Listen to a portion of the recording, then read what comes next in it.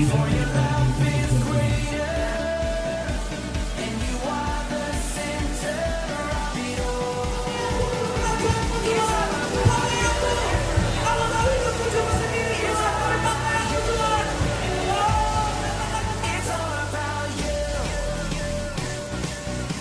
Kalau Tuhan Yesus mampu, kamu juga mampu. Karena roh yang sama yang ada di dalam Tuhan Yesus ada di dalam kita.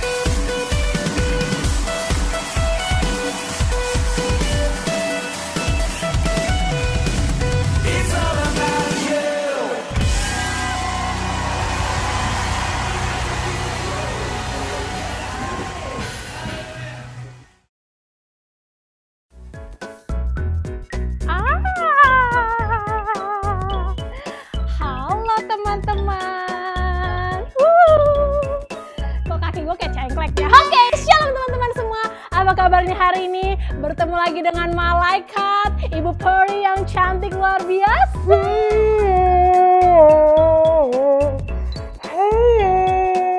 Oke teman-teman, perkenalkan nama aku Iren. Tidak usah dikenalkan karena kalian pasti sudah tahu semuanya. Bagaimana penampilanku hari ini? Excited bukan untuk memuji Tuhan? Bukan karena aku ya guys. Oke. Sekarang teman-teman, kita akan kembali beribadah bersama-sama di online service ibadah YF pada hari ini. So teman-teman, mari siapkan hati, siapkan pikiran, siapkan tenaga, posisi yang terbaik untuk kita boleh memuji Tuhan pada hari ini. Selamat datang di ibadah online service Youth Messengers. Salah.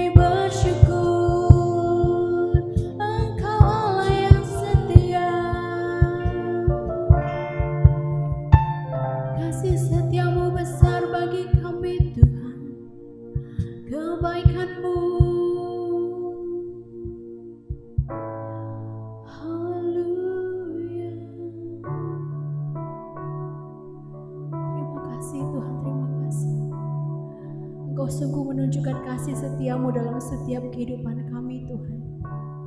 Kami boleh ada dalam setiap kondisi kami saat ini, semua berkat kemurahan Tuhan. Terima kasih Tuhan untuk kasih setiamu yang terus ada dalam setiap kehidupan kami.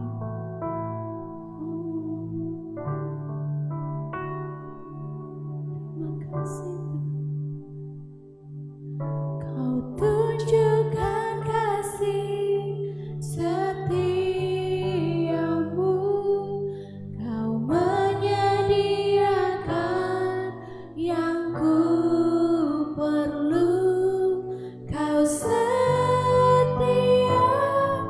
Kau mulia, dulu, sekarang, dan selamanya.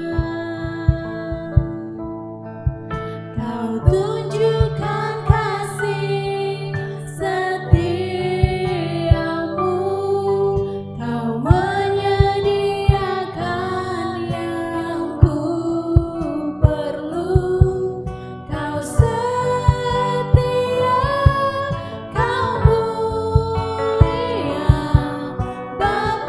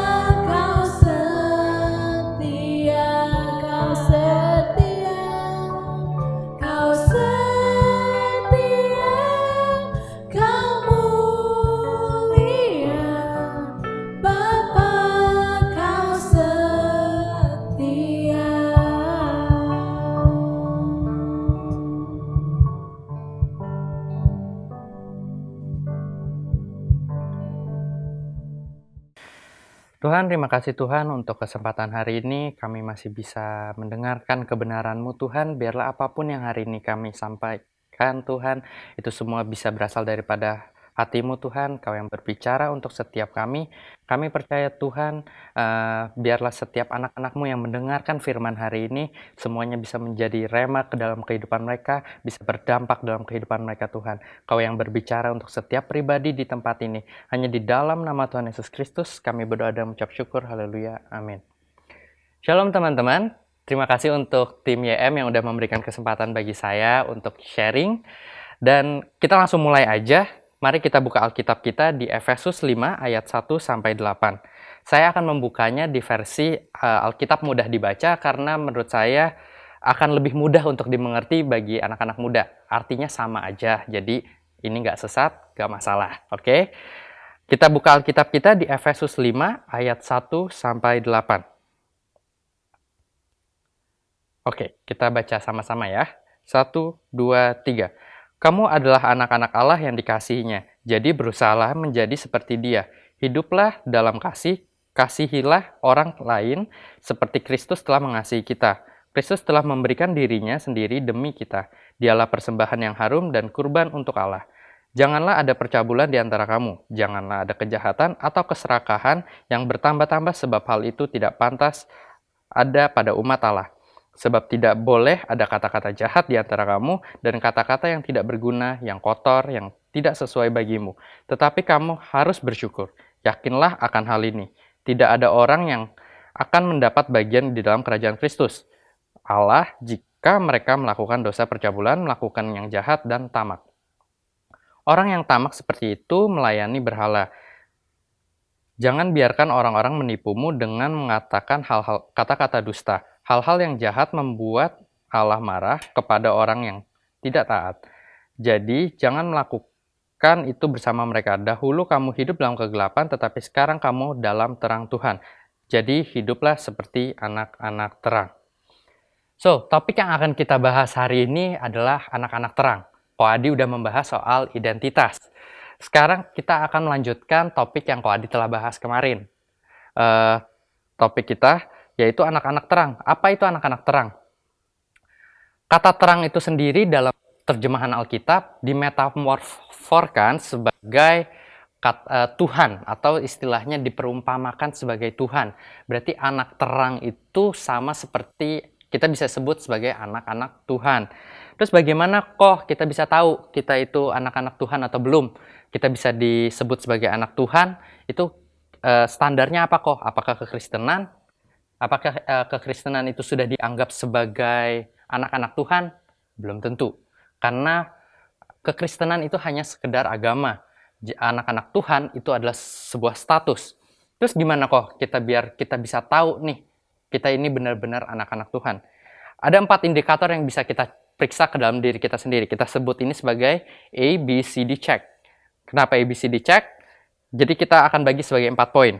Yang pertama adalah admit you're a sinner. Akui kalau kita adalah orang-orang yang berdosa. Akui kalau kita tidak terlepas dari kesalahan.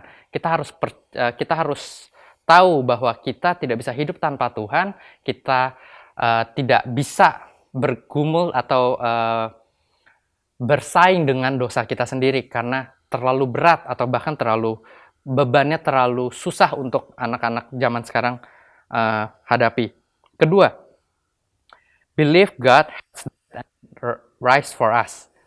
Kita harus percaya kalau Tuhan sudah mati dan Dia juga sudah bangkit untuk kita. Dia telah mati di kayu salib, Dia telah menebus semua dosa kita, Dia telah menggantikan kita di atas kayu salib, Dia telah membebaskan kita dari segala dosa. Dan bahkan Dia bukan hanya mati untuk kita, tapi Dia juga bangkit.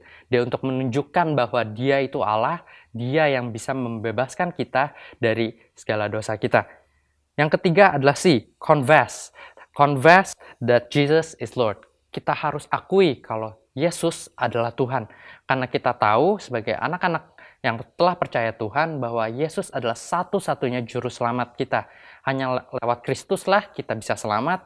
Hanya lewat nama Kristus saja kita bisa memperoleh kemenangan. So kita harus akui, kita harus mengaku dengan mulut kita bahwa Tuhan Yesus adalah Allah. Yang keempat adalah do the law. What law? Hukum kasih. Hukum yang telah Tuhan ajarkan kepada kita. Bukan hukum Taurat, tapi melainkan hukum kasih. Apa itu hukum kasih? Yaitu love God, love people. Kok kayaknya simple banget ya? Terasa sangat simple. Kayaknya cukup mengasihi Tuhan, cukup mengasihi sesama, kita sudah melakukan law-nya. Dibandingkan dengan hukum Taurat yang kayaknya ngejelimet, yang kayaknya kok banyak susah untuk dilakukan. Bahkan kita tahu orang-orang pada perjanjian lama kayaknya susah banget untuk melengkapi atau berhasil melakukan seluruh hukum Taurat. Kita tahu hanya Tuhan Yesus yang berhasil melakukan hukum Taurat tersebut. Tapi apakah benar cukup melakukan hukum kasih? Yes, karena hukum kasih itu bukan untuk meniadakan hukum Taurat, tapi hukum kasih itu ada untuk melengkapi hukum Taurat. Kenapa? Karena hukum kasih adalah the real law. Law yang sebenarnya benar-benar ingin Tuhan ajarkan ke anak-anak Tuhan pada zaman sekarang. Kenapa begitu?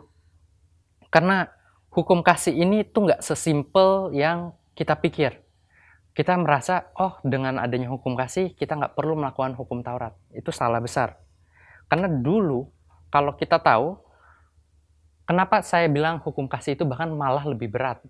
Karena kita tahu, orang dulu melakukan hukum Taurat itu berdasarkan rasa takut. Tapi Tuhan mengajarkan untuk melakukan hukum kasih ini berdasarkan dari hati kita.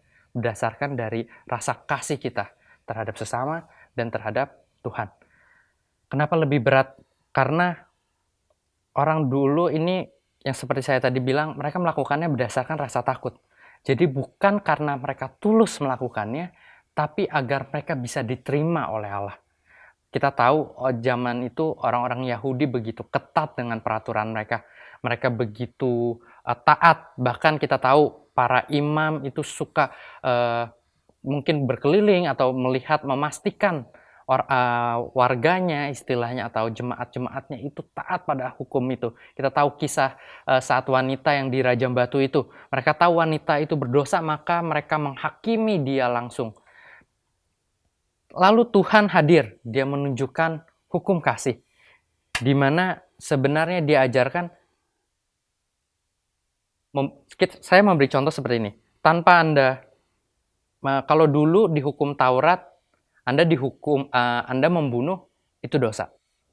Tapi yang Yesus ajarkan pada hukum kasih adalah saat engkau dendam, saat engkau mulai memiliki niatan jahat kepada orang tersebut, kau sudah berdosa. And menurut saya itu lebih susah daripada cukup membunuh. Kalau dulu mungkin membunuh baru dosa. Kalau mereka dendam atau mereka baru mau membunuh dan belum membunuh, itu mungkin belum dianggap berdosa. Tapi Tuhan mengajarkan saat you aja udah marah, itu sudah berdosa. Kok jadinya malah susah banget ya? Dan seakan ini mulai terlihat impossible, terlihat nggak mungkin, terlihat sulit. Dan kebanyakan anak-anak Tuhan zaman sekarang itu lupa. Dan mereka cukup berhenti sampai di poin ketiga, yaitu mereka cukup berhenti sampai confess bahwa Yesus adalah Tuhan. Mereka merasa itu sudah cukup. Mereka merasa, oh kan katanya kalau percaya Tuhan Yesus, telah menerima Tuhan Yesus, aku udah diselamatkan. Benar engkau telah diselamatkan, tapi engkau belum bisa disebut sebagai anak-anak Allah. Karena anak-anak Allah adalah anak-anak yang melakukan poin keempat, do the law. Itu yang sering sekali banyak anak-anak muda lupakan. Poin keempat ini memang terdengar sulit atau bahkan impossible. Tapi apakah kita sebagai manusia yang masih hidup dalam dosa, ini bisa hidup seperfect itu? Apakah kita benar-benar bisa nggak punya dendam? Apakah kita benar-benar bisa nggak marah sama orang? Hal-hal yang simpel yang mungkin selama hari-hari ini kita sering lakukan. Mungkin kita kesel, mungkin kita dengki. Apakah kita benar-benar bisa seperfect itu? Tampaknya emang seperti impossible. Dan tampaknya kayaknya cuma Tuhan yang benar-benar bisa. Dan kebenarannya memang hanya Tuhan yang bisa. Hanya Tuhan Yesus yang mampu untuk melakukan itu. Hanya Tuhan Yesus yang memiliki pure heart. Hanya Tuhan Yesus yang memiliki hati yang benar-benar bersih, yang tanpa celah. Dan kita sebagai manusia memang nggak bisa untuk melakukan itu sendirian. Jadi kita bisa hidup, kita bisa melakukan hal itu hanya melalui Tuhan. Kita tahu hanya Tuhan yang bisa, berarti hanya juga Tuhan yang bisa bantu kita untuk menjadi karakter yang Dia inginkan. Karena kalau hidup manusia dinilai dari apa yang kita lakukan, maka kita gak akan pernah bisa bersama Dia. Karena Tuhan kita itu terlalu kudus. Tuhan kita itu terlalu sempurna, terlalu benar. Kita setiap harinya aja, bahkan orang yang kita kenal, orang yang paling kayaknya mungkin pendeta, mungkin pembicara, atau mungkin gembala gereja, mungkin seakan mereka hidupnya paling benar. Tapi kita nggak tahu apakah benar mereka bisa melakukan the pure heart setiap harinya. Kita tahu bahkan di perjanjian lama, imam besar, orang-orang Israel anggap paling kudus, paling dekat dengan Tuhan, paling banyak melakukan, paling tahu apa yang benar dan salah. Kita tahu bahkan mereka bisa mati di dalam kemah. Kenapa? Seusaha manusia, seusaha apapun mereka, kita tahu kita tidak terlepas dari dosa. Kita tahu bahkan imam besar yang kayaknya hidupnya udah benar banget pada zaman itu pun bisa mati di dalam kemah. Kenapa? Karena hadirat Tuhan itu terlalu kudus. Sehingga manusia yang cacat ini, yang tidak pure ini, jadi tidak bisa menerima kekudusan dari Tuhan. Itu kenapa only by His grace kita bisa hidup bersama dengan Dia. Kita bisa menerima Dia. Kita bisa menerima kekudusan itu dari Dia. Only by His grace, hanya dari kasih karunia Tuhan, kita bisa hidup sebagai anak-anak Tuhan. Bukan karena usaha kita, tapi karena Tuhan sendiri. Hanya Tuhan yang bisa membuat kita sebagai anak-anaknya. Dia yang akan memampukan kita untuk hidup sesuai dengan yang Dia inginkan. Do the law.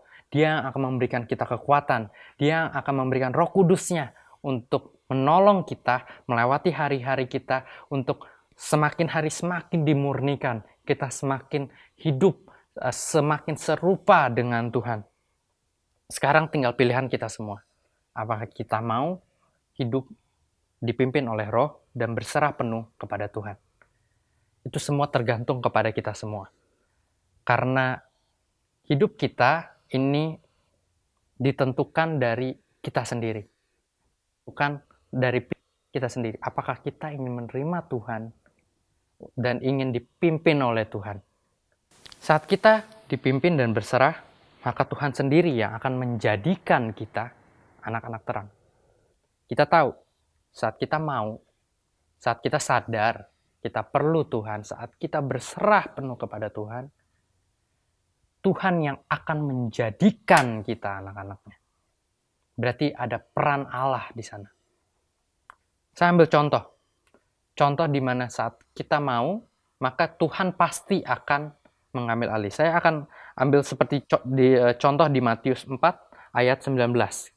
Begini bunyinya. Yesus berkata kepada mereka, "Mari ikutlah aku dan kamu akan kujadikan pejala manusia." Berarti Tuhan bilang kujadikan. Tuhan bilang kepada Petrus dan Andreas pada saat itu, akan kujadikan kau penjala manusia. Dia nggak bilang seperti ini, "Mari ikutlah aku dan kamu akan menjadi penjala manusia."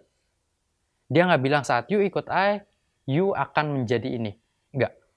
Dia bilang, aku yang akan menjadikan kamu sesuai dengan yang aku mau. Ada kata ku jadikan. Di sana itu menjadi rema banget buat saya. Karena kita baru sadar kalau kita sudah berserah dengan Tuhan, kita sudah menyerahkan hidup kita kepada Tuhan, maka Tuhan yang akan menjadikan kita sesuai dengan rancangan dan sesuai dengan purpose-nya Dia. Mau jadi apa kita? Tuhan itu pasti selalu berperan dalam kehidupan kita, dalam perubahan kita, baik itu enak maupun gak enak. Bisa jadi Tuhan ingin merubah kita dengan berkat. Itu yang enak. Tuhan juga tapi bisa jadi merubah kita lewat masalah, lewat pergumulan, lewat ekonomi, atau lewat apapun yang gak enak, yang membuat kita kayaknya kok susah untuk melewati hidup ini. Kita bisa lihat seperti ada di 1 Petrus 4 ayat 12-13. Itu nanti bisa dibuka sendiri, bisa dibaca sendiri. Saat jemaat di sana diberikan masalah untuk merubah mereka, untuk merubah karakter mereka. Dia sendirilah, Allah sendirilah yang akan merubah kita. Dia akan membantu kita semakin hari serupa dan segambar dengan Dia. Karena tujuan utama Dia, His purpose, His real purpose, adalah menjadikan kita sebagai perwakilannya di muka bumi ini. Untuk mengasihi dan berdampak dimanapun kita berada. Baik itu di sekolah, baik itu di pekerjaan, baik itu di keluarga. Dia ingin kita menjadi perwakilannya, untuk mencerminkan Dia, untuk menjadi imago Dei Dia, serupa dan segambar dengan Dia, melakukan apa yang telah Dia lakukan juga kepada kita. Dia ingin kita menjadi mirror-nya, Dia ingin kita menjadi serupa dengan Dia untuk melakukan baik itu dari tindakan, perbuatan, maupun kasih kita. So, saya akan tutup dengan ini. Kita akan kembali ke ayat yang pertama, di Efesus 5 ayat 1. Ada satu yang nyentuh banget saat saya membuat sharing ini.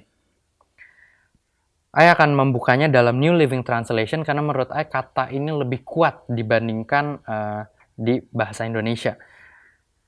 Katanya seperti ini di ayat satunya. Imitate God, therefore in everything you do, because you are His dear children. Imitate God. Imitate. Kata imitate itu berarti berusaha seserupa mungkin dengan aslinya. Kita tahu, ada banyak di luar sana. Mungkin emas imitasi, sepatu imitasi, yang dimana sangat serupa dengan aslinya. Itu yang Tuhan inginkan kita. Untuk membuat diri kita seserupa mungkin. Kita tahu kita tidak mungkin bisa serupa dengan Tuhan sepenuhnya, karena Dia Allah. Tapi Dia ingin kita seserupa mungkin, semirip mungkin, sesama mungkin untuk sama dengan Dia. Kita sebagai manusia, kita memang nggak bisa serupa mungkin dengan Dia. Tapi dengan kita berserah, dengan kita percaya bahwa Tuhan telah mengambil alih dalam hidup kita, maka kita bisa semakin hari semakin serupa dengan Dia. Kita hanya cukup percaya, kita hanya cukup melakukan bagian kita, dan kita cukup semakin hari semakin mau dibentuk untuk menjadi pribadi yang lebih baik lagi. Karena it's not what you can do, it's what God can do through you. Saya ulangi lagi. It's not what you can do, it's what God can do through you. So itu bukan masalah talenta kita yang sedikit, bukan masalah kita baru percaya Tuhannya bentar kok, bukan masalah gereja aja masih bolong-bolong kok. No, ini soal saat engkau mau Tuhan bekerja dalam hidupmu dan merubah dirimu sendiri menjadi pribadi yang lebih baik. Semoga sharing hari ini bisa memberkati kalian semua, bisa memberkati kita semua untuk melewati hari-hari kita, bisa juga memberikan rema ke dalam hidup kita semua. Mari kita tutup dalam doa. Tuhan, terima kasih Tuhan untuk kesempatan hari ini. Hamba-Mu ini telah selesai berbicara Tuhan, tapi Engkau Allah yang selalu berbicara untuk setiap anak-anak-Mu di tempat ini, untuk anak-anak-Mu di luar sana yang mungkin sedang menghadapi pergumulan dalam kehidupan mereka Tuhan. Kau yang berkati mereka, Kau yang berbicara, Kau yang selalu tuntun mereka Tuhan. Biar dalam hati mereka terbuka untuk menerima Engkau, untuk menerima Engkau memimpin hidup mereka, untuk menerima Engkau merubah hidup mereka dengan cara-Mu Tuhan, untuk melengkapi Your purpose dalam kehidupan setiap kami Tuhan. Terima kasih Bapa, terima kasih Yesus, biarlah apapun yang telah disampaikan hari ini Tuhan, tidak kembali dengan sia-sia, biarlah semuanya tertanam di dalam setiap hati kami, dan kami bisa berubah menjadi karakter dan menjadi anak-anak Allah yang sesuai dengan rancangan-Mu. Hanya di dalam nama Tuhan Yesus Kristus, kami berdoa dan mengucap syukur. Haleluya. Amin. Teman-teman, kita telah mendengarkan firman Tuhan yang hangat dan menyentuh sampai ke dalam jiwa. Apa firman-Nya hari ini? Mari kita belajar menjadi anak terang. Terang di rumah, terang di sekolah, terang di gereja. Kemana ku pergi? Oke, jadi kita harus menjadi terang dimanapun kita berada. Oke guys, jangan lupa itu. So, aku juga mau ingatkan teman-teman, minggu depan akan ada juga khotbah dengan tema yang luar biasa. Temanya apa? Anak Allah versus anak iblis. Penasaran mau seperti apa ceritanya dan khotbahnya? Jangan lupa, besok hari Sabtu minggu depan ibadah lagi. Oke? Memberikan persembahan adalah kewajiban kita sebagai anak-anak terang. So, jangan lupa memberikan persembahan kita. Oke?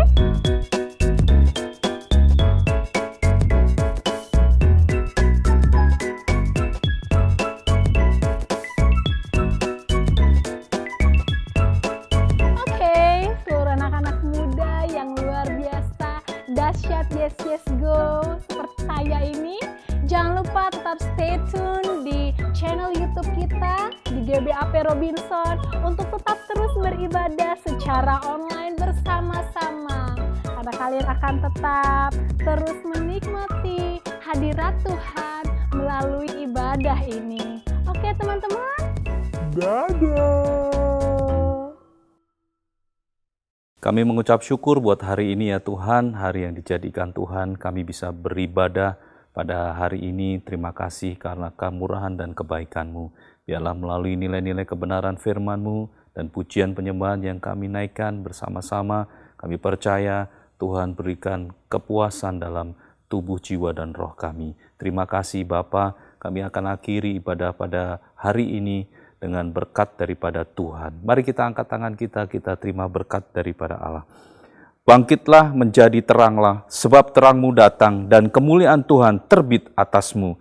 Karena itu pergilah, jadikanlah semua bangsa murid Tuhan Yesus dan baptislah mereka dalam nama Bapa dan Anak dan Roh Kudus, dan ajarlah mereka melakukan segala sesuatu yang telah kuperintahkan kepadamu. Dan ketahuilah, aku menyertai kamu senantiasa sampai kepada akhir zaman. Kasih karunia, rahmat, dan damai sejahtera dari Allah Bapa dan dari Yesus Kristus Anak Bapa akan menyertai kita dalam kebenaran dan kasih. Dalam nama Yesus, amin.